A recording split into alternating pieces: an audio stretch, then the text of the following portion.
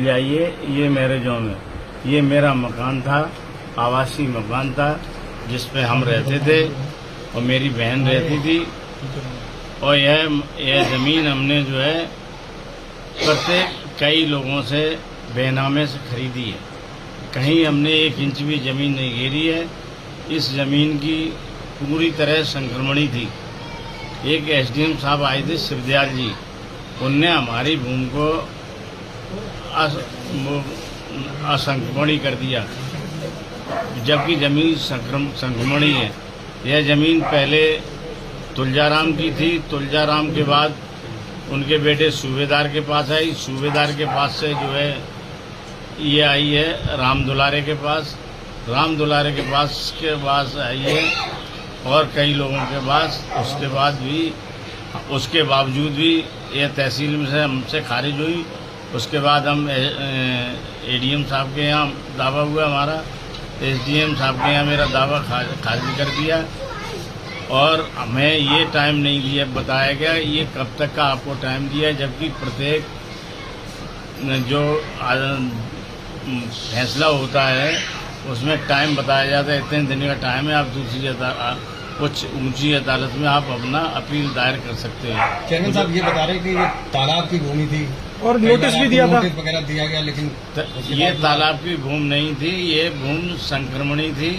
एक एसडीएम साहब आए थे शिवदयाल जी, उनने इसे खारिज कर दी।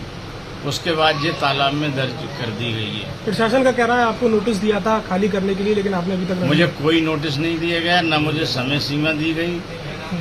और मेरे पास सबके बेनामे हैं जिन से मैंने खरीदी है। चेयरमैन साहब एक सवाल है आपसे।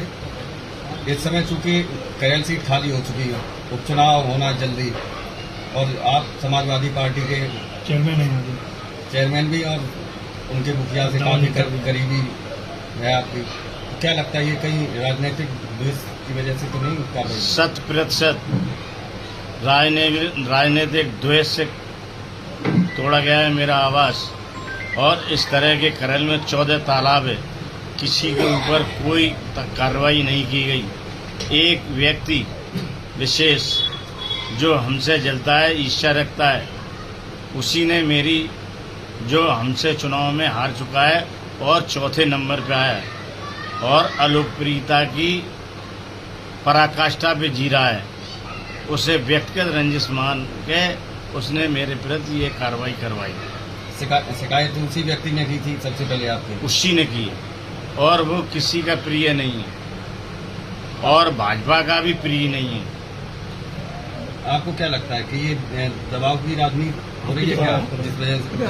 बिल्कुल, मेरा आवाज जो तोड़ा गया है राजनीति से प्रेरित होकर तोड़ा गया। मुझे कोई मौका नहीं दिया। हमारे पास सिविल का भी स्टे है, हमारे पास हाई कोर्ट में जो हमारा केस रजिस्टर्ड हो गया है उसकी भी हमने एडीएम साहब को हमने दिया है कागज, लेकिन हमारी कोई सुनवाई नहीं हुई। ऐसा तो नहीं चेयरमैन साहब जो पिछले मुकदमे जो है छिपाने के लिए वो दबाव की राजनीति कर रहा हो?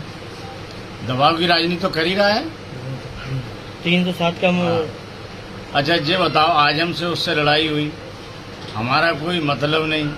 हमसे कहता राजीनामा करवा दो, हम किसी दूसरे का राजीनामा हम कैसे करवा देंगे? और उसके ऊपर तो 10 मुकदमे हैं, उसके पूरे परिवार के ऊपर मुकदमे हैं।